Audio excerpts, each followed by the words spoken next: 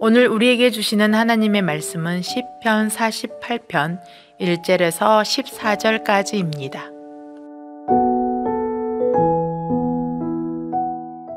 여호와는 위대하시니 우리 하나님의 성 거룩한 산에서 극진히 찬양 받으시로다.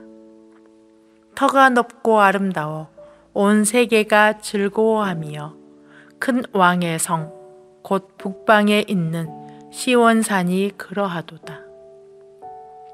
하나님이 그 여러 궁중에서 자기를 요새로 알리셨도라. 왕들이 모여서 함께 지나갔으며 그들이 보고 놀라고 두려워 빨리 지나갔도다. 거기서 떨림이 그들을 사로잡으니 고통이 해산하는 여인의 고통 같도다. 주께서 동풍으로 다시스의 배를 깨뜨리시도다. 우리가 들은데도 만군의 여호와의 성, 우리 하나님의 성에서 보았나니 하나님이 이를 영원히 경고하게 하시리로다. 하나님이여, 우리가 주의 전 가운데에서 주의 인자하심을 생각하였나이다. 하나님이여, 주의 이름과 같이 찬송도 땅끝까지 미쳤으며 주의 오른손에는 정의가 충만하였나이다. 주의 심판으로 말미암아 시온산은 기뻐하고 유다의 딸들은 즐거워할지어다.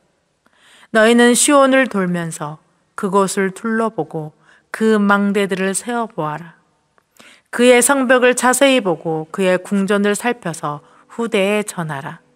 이 하나님은 영원히 우리 하나님이시니 그가 우리를 죽을 때까지 인도하시리로다.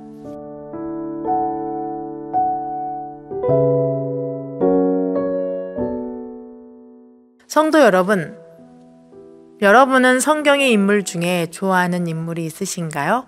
그렇다면 그는 누구인가요? 그리고 그 인물을 좋아하는 이유는 무엇인가요?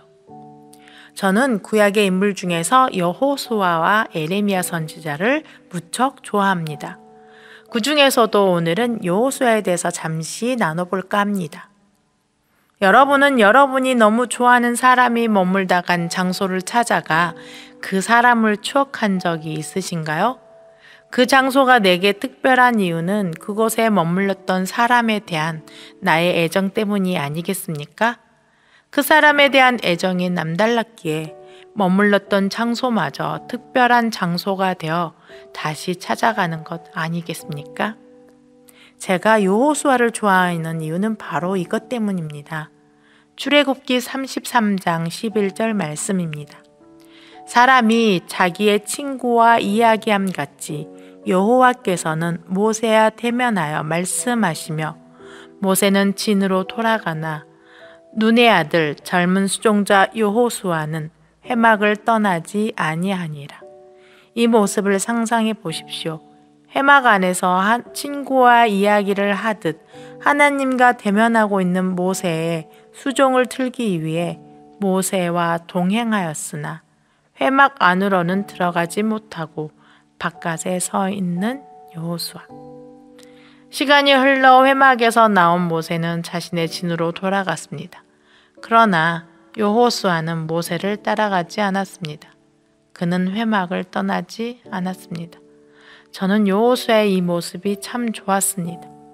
자신은 들어갈 수 없지만 왕이신 하나님이 임재하신 회막. 모세가 하나님을 만나 이야기를 나눴던 그 회막. 하나님이 머무셨던 곳이었기에 자신은 회막에 들어가지 못한다 할지라도 하나님이 임재하셨다는 이유 하나만으로 그곳을 떠나지 않는 그의 모습에서 하나님을 향한 여호수아의 사랑을 느꼈기 때문입니다. 어렸을 때부터 이런 여호수아를 좋아하는 저 역시 하나님의 임재를 조금이라도 경험해보고 싶은 마음이 가득했습니다. 그래서 학강초등학교를 다녔던 저는 하교 후 집에 가기 전에 꼭 들렸던 장소가 있습니다. 그것은 양림교회의 반지하 기도실이었습니다. 반지하로 되어 있는 기도실의 문을 열고 들어가면 창문의 반쯤 정도로 통과해 들어오는 빛과 기도실 안에 둥둥 떠다니는 미세한 먼지들이 만들어낸 신비한 분위기에 젖어 한참을 앉아 있곤 했습니다. 마치 그곳에서 가만히 앉아 있으면 하나님이 내려오실 것 같았습니다. 아니, 어쩌면 하나님이 이미 와 계신지도 모르겠다는 생각이 들 만큼 신비한 분위기였습니다. 그런 분위기에서 제가 했던 기도는 딱 한 가지뿐이었습니다. 하나님, 하나님의 얼굴 좀 보여주세요. 이곳에 계시다면 딱 한 번이라도 좋으니 하나님 얼굴 좀 보여주세요. 물론 그런 일은 일어나지 않았습니다. 그러나 회막을 떠나지 않았던 여호수아처럼 하나님의 얼굴을 보지 못한다 할지라도 그곳에 하나님이 계실 것 같아서, 아니 하나님이 계셨던 곳 같아서 늘 그 기도실에 들려서 앉아 있다 오고는 했습니다. 저는 천둥번개 치는 날을 좋아합니다. 그 이유는 집 바깥은 어둡고 춥고 무서운 상황이지만 집 안에 있는 저는 따뜻하고 안정감을 경험할 수 있기 때문입니다. 하교 후 들렸던 양림교회의 그 기도실에 앉아 있을 때 딱 그런 기분이었습니다. 분명 나 외에 아무도 없는 그저 조용하고 어두스름한 그 기도실이 마치 이 세상 그 어느 곳보다 따뜻하고 안전하게 느껴졌습니다. 왜냐하면 그곳에는 제 기도에 자신의 얼굴을 보여주지는 않으셨지만, 그래서 제 눈으로는 볼 수는 없지만 하나님이 머물고 계시는 곳처럼 생각되었기 때문입니다. 아주 잠시 세상과 단절되어 깊은 평안함을 누릴 수 있는 것, 그곳에 하나님이 계신다고 느꼈기 때문입니다.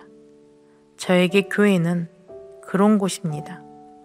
세상과 나는 간 곳 없고 하나님만 느껴지는 곳, 하나님의 임재가 있는 곳, 하나님이 머물렀던 곳이기에 한없이 평안함을 경험하는 곳, 내 눈에는 보이지 않지만, 내 귀에는 들리지 않지만 제가 앉아있는 옆에 함께 앉아있을 것만 같은 하나님을 경험하는 곳이 바로 교회입니다.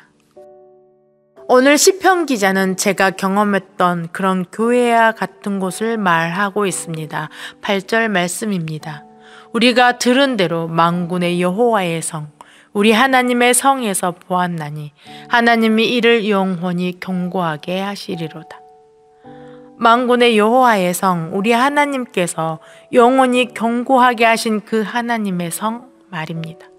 하나님께서 영원히 견고하게 하신 하나님의 성과 같은 교회에서 우리는 무엇을 해야 할까요?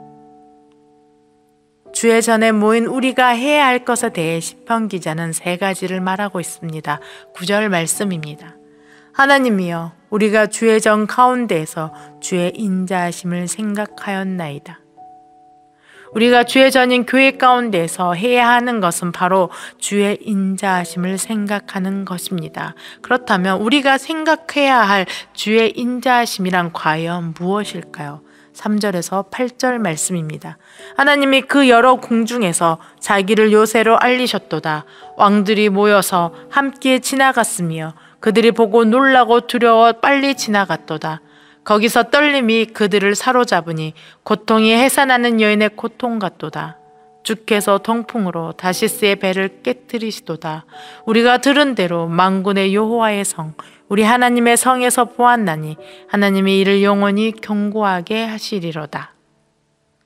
주의 전에 모인 우리가 첫 번째로 해야 할 것은, 비록 지금은 힘과 권세로 큰 소리를 치고 있으나 곧 두려워 떨게 될 세상의 왕들에게 하나님 스스로가 자신의 성의 요새가 되신 그 하나님, 그들로 하여금 해산하는 여인의 고통과 같은 두려움으로 떨며 도망하게 하시고 자신의 성을 영원히 견고하게 하신 그 하나님의 인자하심을 생각하는 것입니다. 2번째로는 충만한 정의로 심판하시는 하나님을 기뻐하고 즐거워하면서 그 하나님을 찬양해야 합니다. 10절과 11절 말씀입니다. 하나님이여, 주의 이름과 같이 찬송도 땅끝까지 미쳤으며 주의 오른손에는 정의가 충만하였나이다. 주의 심판으로 말미암아 시온산은 기뻐하고 유다의 딸들은 즐거워할지어다.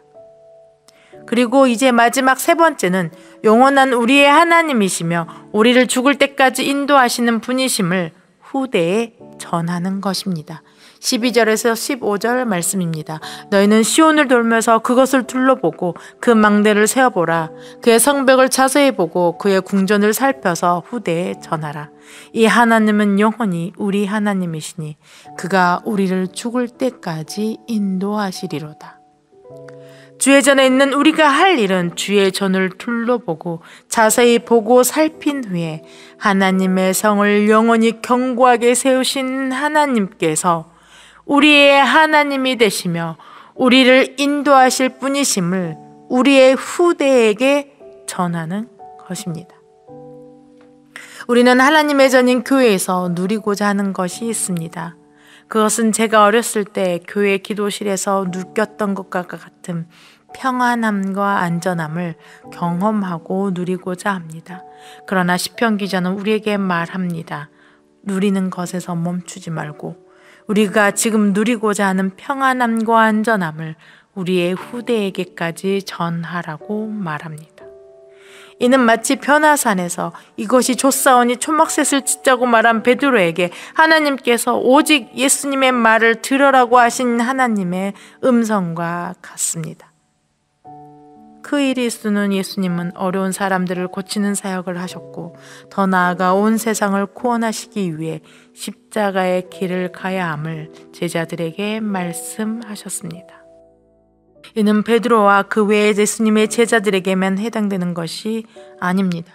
시편 기자는 우리에게 우리가 지금 교회 안에서 누리는 것들, 아니 지금까지 누려왔던 모든 것들을 후대에게 전달해야 할 임무가 우리에게 부여되고 있다고 말하고 있습니다. 마치 이 세상의 모든 사람들을 위해 십자가의 길을 가신 예수님의 말을 들어야 한다고 말씀하신 하나님의 은성처럼 우리에게 말하고 있습니다. 사랑하는 성도 여러분, 우리가 사랑하는 이 광주 베델교회는 위대하신 하나님의 성, 거룩하고 아름다운 주의 전입니다. 하나님은 이 교회를 영원히 견고히 하시기 위해 스스로가 이 교회의 요새가 되실 것입니다. 교회를 무너뜨리려는 자들은 마치 두려워 떨며 빨리 지나가버린 세상의 왕들처럼 지나가게 될 것입니다. 그리고 만군의 왕이신 하나님께서 충만한 정의로 심판하시는 그 인자하심으로 우리는 기뻐하고 즐거워하게 될 것입니다. 반드시 그 하나님께서 자신의 교회를 견고하게 세우실 것입니다. 그 하나님께서 거룩하고 아름다운 주님의 교회인 광주 베델교회의 성도인 우리에게 이 모든 일을 후대에게 전하라는 명령을 주셨습니다. 우리는 교회의 주인이시며 머리 대신 주님의 명령을 지켜야 할 의무를 지닌 주의 백성이여 주님의 종들입니다. 그러니 우리에게 주어진 임무를 잊지 마십시오. 우리 후대에게 전해질 우리의 교회를 위해 기도하십시오. 이 교회의 온전한 주인이 누구신지 기억하시고 그 사실을 우리의 후대에게 전해주어 그들이 온전히 하나님만을 찬양하는 주의 자녀들이 되도록 기도하십시오. 그러한 고귀한 임무를 맡은 우리의 해야 할 바는 우리의 교회를 아름다운 주의 성전이 되도록 노력해야 합니다.